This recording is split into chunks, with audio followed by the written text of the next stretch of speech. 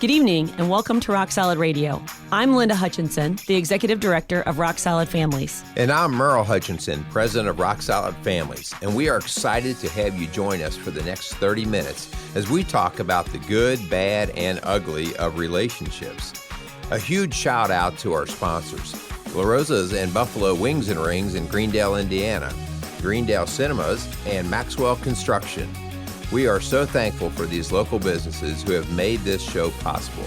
So whether you are listening live or online, Rock Solid Radio, helping to strengthen our community one family at a time on your hometown radio, Eagle Country 99.3. Good evening, Eagle Country. Welcome to Rock Solid Radio. I'm Linda Hutchinson, the Executive Director of Rock Solid Families, and we have another exciting show for you tonight.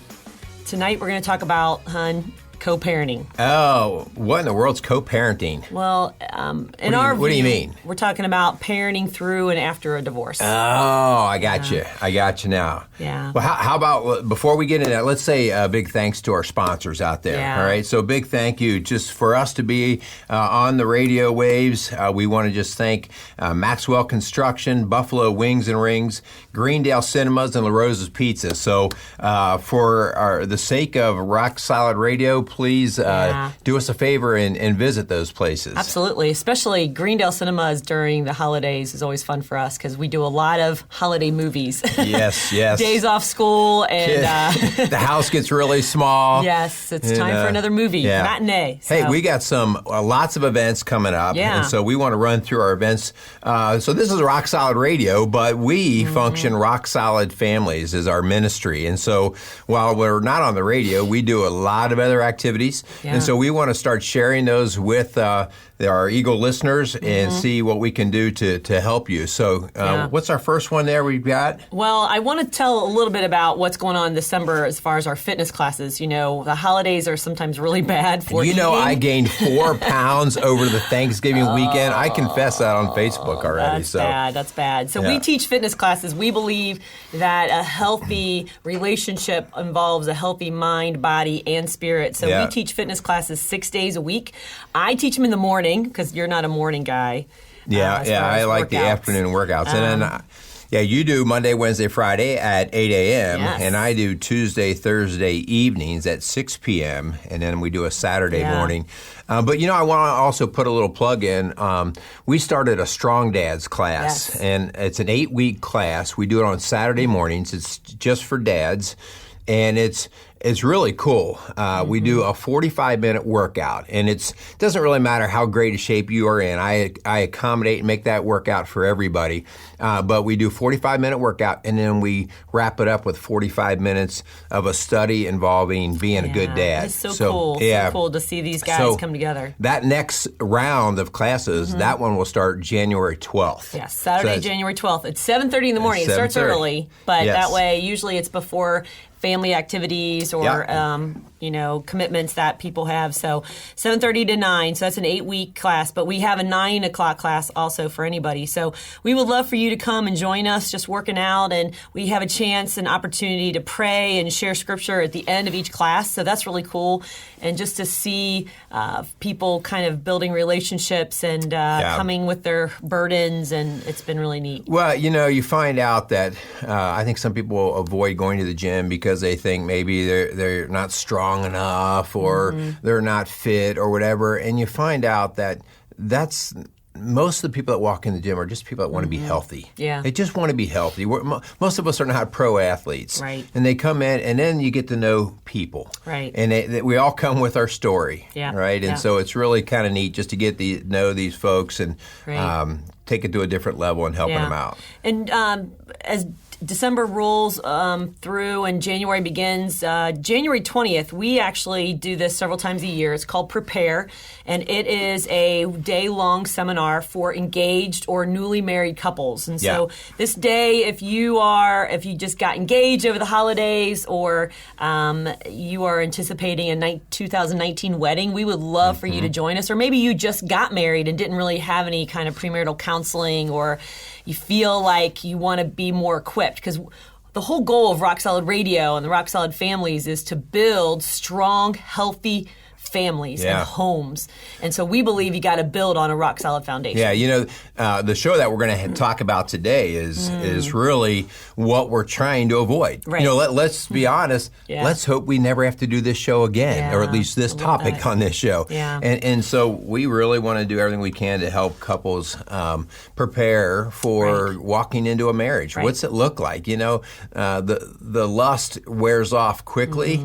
And then you're stuck with this person, maybe. And so we talk about that, what that means, and how do we get through that and turn it into love? Right. So eventually, we hope that there won't be a need. But we know there's a lot of people listening out in Eagle Country that are coming from a broken home, coming from a co-parenting situation where you are dealing with a blended family, stepchildren, half brothers and sisters.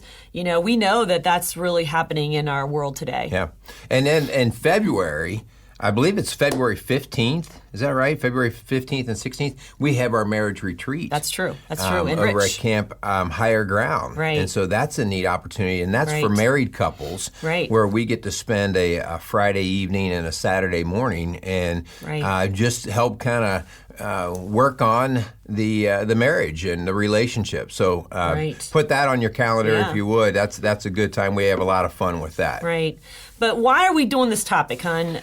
Co-parenting is something that is a reality, and it's a hard reality for many people. So we're talking a little bit today about the broken homes, our schools, our workplaces, our jails, churches. They're all being affected by the whole idea of this broken home and divorce situation.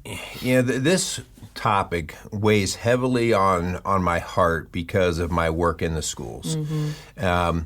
And our job today is not to step on the toe and get you offended. Our job is we're asking for your help, okay? And if you're in that co-parenting situation, today we're going to ask you to put a few things aside and just listen to our message, because it's one that will produce a lot of fruit down the road, but it's very difficult initially to start this. So, everybody's heard this stat. If at least 50% of our marriages will lead to a divorce, and the ramifications, the long-term ramifications for that are huge. When we were looking for research for this, you can just find stat after stat on what bad comes of this. Yeah, we have pages and pages of statistics that are really very disheartening and very hard to even read or talk about, because it paints such an ugly picture. But we believe that God is a God of restoration, of healing, of hope, and joy, even in the midst of betrayal and sorrow and hurt and pain. And so, we also realize that we're doing this show in December when the holidays bring on an added stress, hon, for divorce or blended families. You have to go see those other people, don't you? You have to share time. Right. You have to go see the other family members that maybe in some of our cases we were trying to do everything we could to avoid them. Right. But the holidays force the issue. Yeah, families trying to make everyone happy, working out who gets the children and where they'll be on Christmas morning. Who gets to have them open their presents, and who buys the children what. I was just talking to a single mom the other day at church, and she was upset because the assistance that the church gives is dependent on what else they're getting as help. And her ex-husband, the children's father, is getting assistance in another way. And so he's benefiting from getting toys and things for the kids, but then that leaves her trying to figure out, scrambling how to make ends meet to help put something under the tree for the kids. So that added stress can also then start to color how she views him and that interaction. So definitely a stressful time. Yeah. A Pew Research study showed that in 1960, right? In 1960, 73% of children lived in a traditional two-parent home, which both parents were heterosexual, and they're on their first marriage. And in 1980, that number went to 61. And today that number is below 46. So you're saying that less than half the children in homes today have experienced a two-parent family in a first marriage. In a first marriage. And that's the key. So a lot of times we have divorce situations and then a remarry. All right, which is great. We're bringing some stability back into the home, but now we've got that crazy dynamic of stepchildren and step parents and things like that. And so that really complicates matters. And we're going to talk about how we can get through that. Yeah. Let's just, our job here today, these stats are not to condemn everybody that's in this situation. But I think it is important to highlight why divorce is not a good thing. Why it's a hurtful thing to our culture, to society, the things that it leads to. These are some crazy stats. Kids are more likely just in general to have health problems. I see this with kids in the school setting. It may not be like these big things, but more headaches, more aches and pains, more anxiety, these things happen. They're 3 times more likely, a kid in a divorce situation is 3 times more likely to be expelled from school. Why do you think that is? Well, we're going to talk a little bit about what's going on in the fabric, the foundation that's at home. And, kids, when they initially go through divorce, they're scared, they're anxious, but then they actually start to manage it. And to manage it, they have to become a little bit hardened. They have to be a little tougher. They develop sometimes an attitude about different things, a negative attitude. And so, again, I'm not here to pinpoint like exactly why it happens with every kid, but we definitely see these survival things. If I'm an animal in the wild and having to just survive, I have to be a little tougher. And that's sometimes, I see all the time, kids don't know whether mom's picking them up from school or dad's picking them up from school. And again, these are just one of many types of things that complicate the issue. Right. 5 times more likely to be criminals and live in poverty. Again, we are not saying if you are divorced that your children, that's what's going to happen. But we're just saying, why do this show? Why are we in Rock Solid Families talking about divorced families? We're trying to prevent divorced families, right? But we know that that's happening. And so how can we, as big boy people, men and women, how can we put our pain aside, our hurt aside, our pride aside, and do something that will help our children? That's our goal tonight in the show. Yeah, and so the stats just go on and on. One of the things that we find too is as these young kids in divorce settings get older, that they struggle with relationships. They struggle with the commitment within a relationship. On paper and logically, everybody that walks down the wedding aisle says, for better or worse, forever and ever, we're going to do this. But once they've seen the example of divorce, it becomes a little bit easier to say, well, if that's what we have to do. If that's what we have to do. And so obviously one of our things is we want to do everything we can to prevent that divorce. And there are lots of ways we can do that. Linda, you and I work with couples all the time and take cases and through God's help say, well, this would never work, and you see it turn around and by changing of heart. We've had a lot of couples, it's so cool, hun, to be in church or to be at a store and to see a couple that were ready to throw in the towel. Or maybe they were separated. Maybe there was an affair. And to see how God has restored and healed that relationship.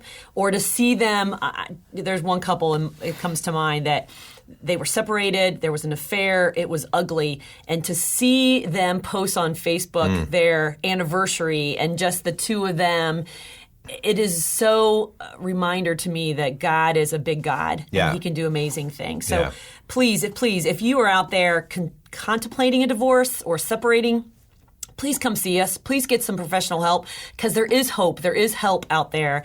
But we know that there is a lot of couples that are saying, well, it's too late. And there's a lot of Eagle listeners that are saying, been there, done that.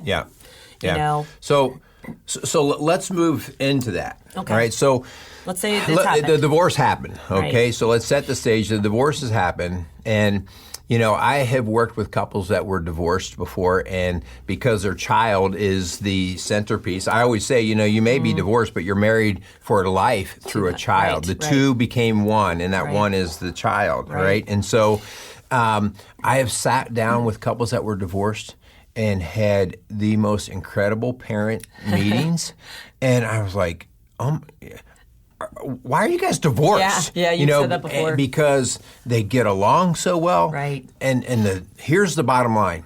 They have the child's best interest at heart. Yeah. That they put aside their ego, their pride, their hurt, the damage from before, and they put all that aside and they say, what's best? What is best for our child? Right. And so we're going to walk through that like, well, how do you do that? Right. Because I know what you're saying right now. If you're in this divorce situation, you don't know my ex. Right. You don't know the story. Yeah, you don't know, and you don't know how difficult they are to deal with. And so if you hear this show tonight and you go, man, that's what I want, share this show with your ex in a good spirit and a good heart. Like, because, hey, can we sit down? Because this is for your kids. Right. And this is for our society. Oh, This is so much beyond what happens in your home. Right. So, hey, by the way, hon, let's make sure we're clear. We're not saying to create a child-centered home where your child is the center of the universe, because that's part of what we're going to be talking about, is that when we make them a god, we put them on a pedestal and we cater to them because we feel this guilt of, mom and dad fell apart, then we just create more problems. Yeah, well, because we're talking about what's best for your child, right. not what your child wants. Right, and or so what you think will make them happy. Yeah. So one of the very first things when I work with couples, and I did this frequently in my school setting, I would invite a very difficult parent situation from a divorce, and I'd say, okay, here's the deal, guys. Your child's struggling with this educational issue, and I'm inviting both of you in. And I'm going to be the mediator of this. So I need you both in, and I would set up the boundaries or the rules of how we would engage. Right. And so when I would pull them both in together, and sometimes the tension was so thick I could cut it with a knife. And it was, I always thought, one of these days I'm just going to get decked by one of these people here.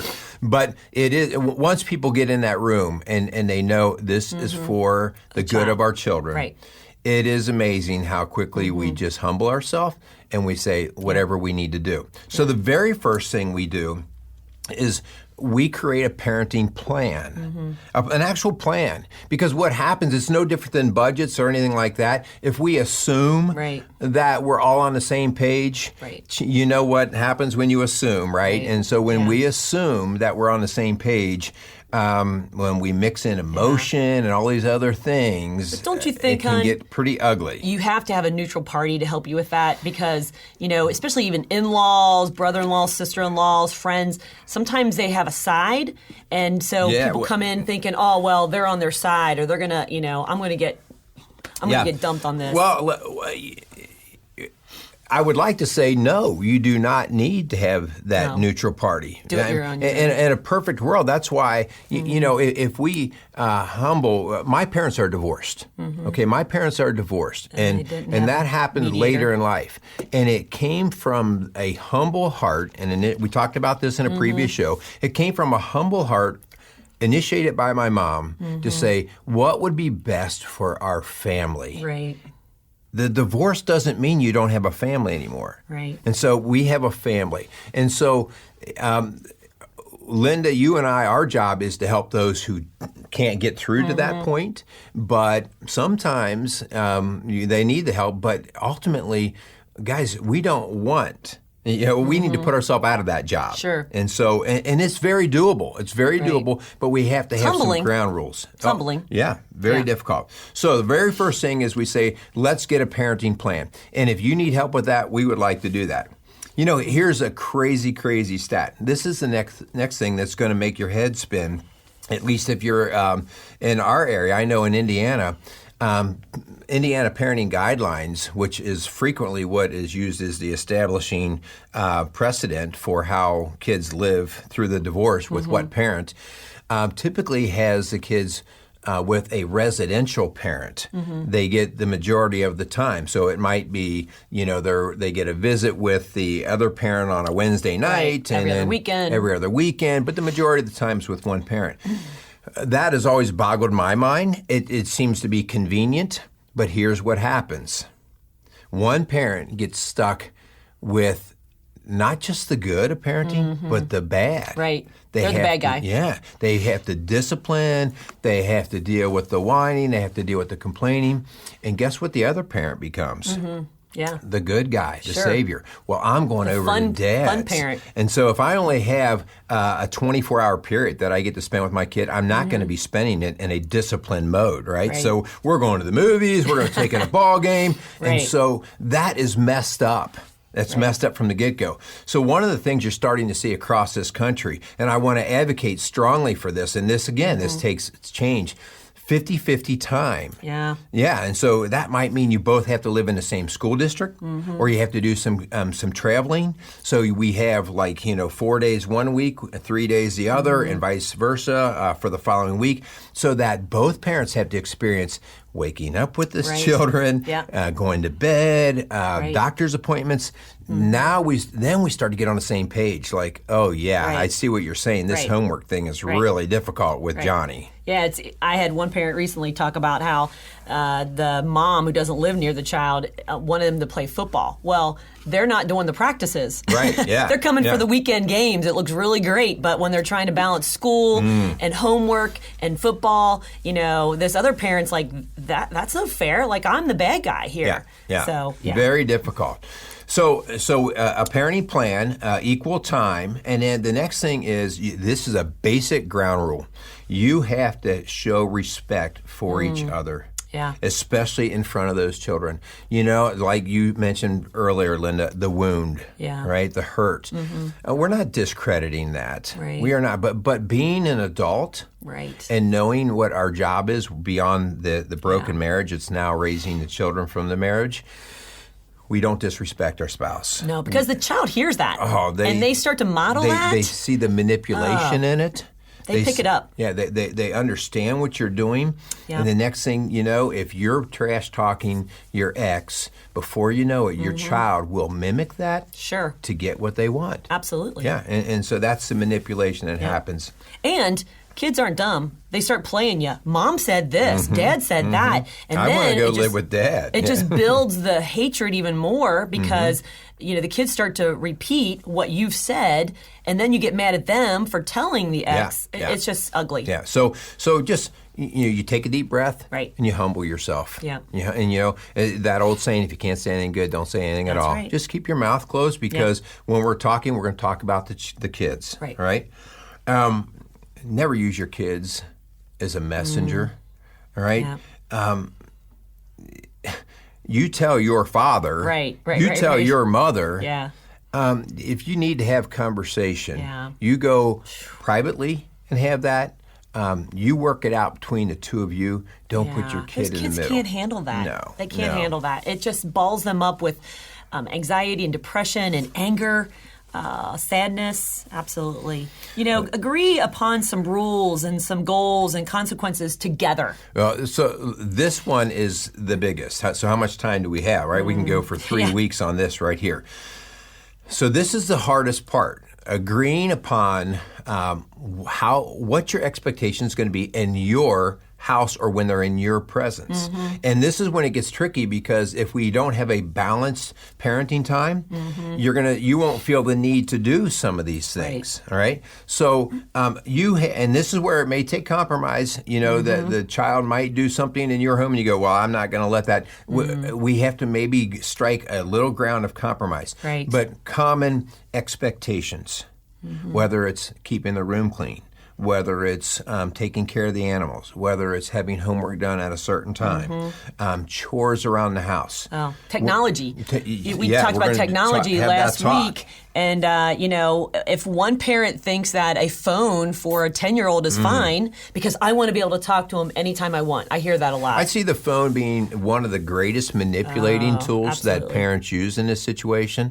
The one parent will say, no phone, and the next parent will buy them one for their birthday. And nothing good comes of it. No. And the parent that buys it totally rationalizes it and says, I need it to communicate with my kid. Right. So we have to get over that and beyond that. How about consequences? So this is a difficult part.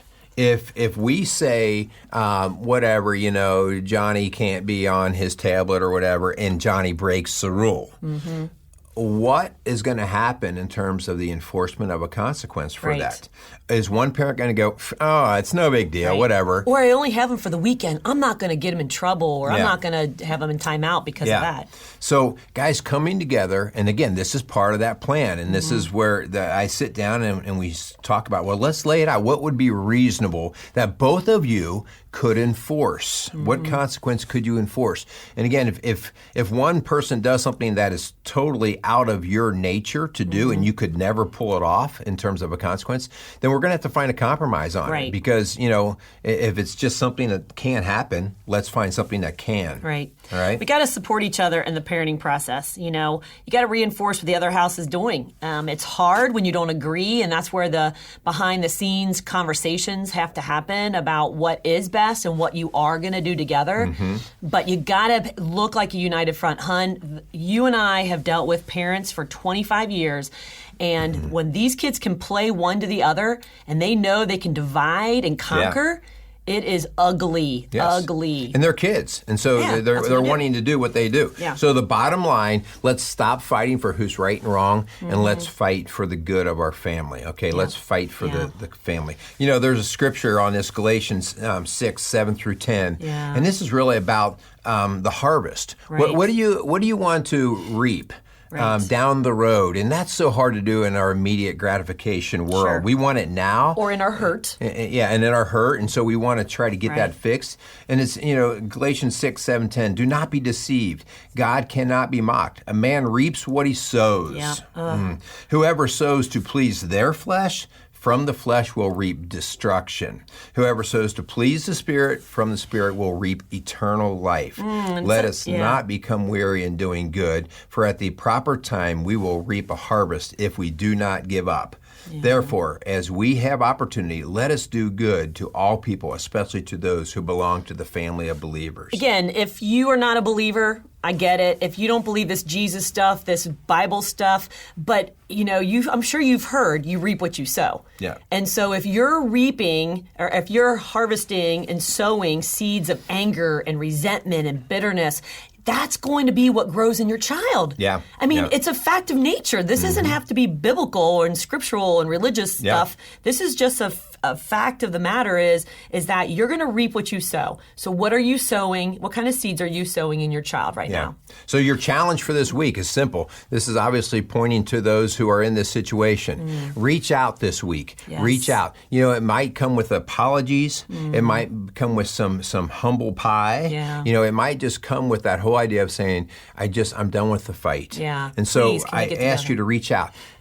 Reach out to Linda or I. Because if we can help you in this process, let me just tell you, it is doable. Oh, absolutely. It is doable, We've and for the sake of your child. Man, it's time. It's time. Okay, so we need to wrap this up. So hopefully, start a co-parenting plan and share this radio program with someone in your family, a friend who's been struggling, who's really holding on to bitterness and unforgiveness. Hun, the whole idea of unforgiveness is like drinking poison and waiting for the other person to die. It just doesn't work. It doesn't work. All right, so let's wrap this up. Hey, before we sign off, let's give another big thank you to Maxwell Construction, Buffalo Wings and Rings, Greendale Cinemas and Roses. We just want to thank these guys for helping us out.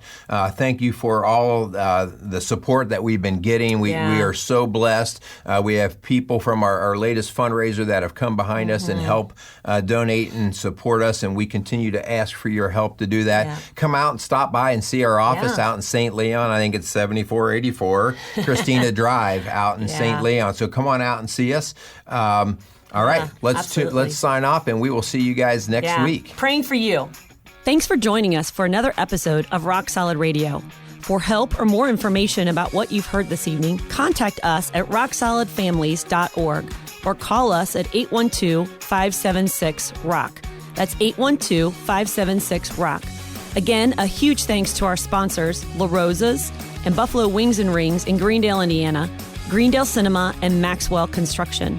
If you have questions you'd like answered on air or want to chime in on something you heard this evening, go to our Facebook page, Rock Solid Families. We'd love to hear from you. Don't forget to tune in next Sunday evening at 7:30 for another episode of Rock Solid Radio. I'm Linda Hutchinson, and for my husband Merrill and I, thanks for tuning in on your hometown radio, Eagle Country 99.3.